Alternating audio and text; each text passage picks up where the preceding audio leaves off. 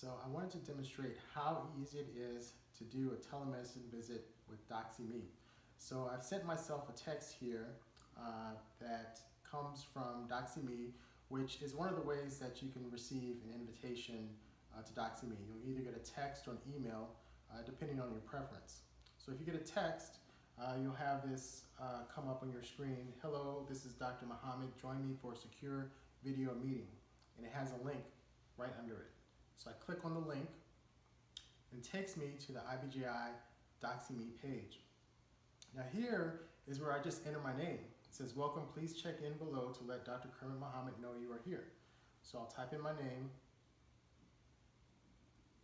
and then I'll hit check in. And here it says that I need to enable the camera. It says, hi Kermit, to have a video call, please give us access to your camera. So I click to enable camera, and then it has a pop-up come up that says, IBJI DoxyMe would like to access the microphone and camera, and so I hit allow. So that's the whole way we're going to be able to communicate.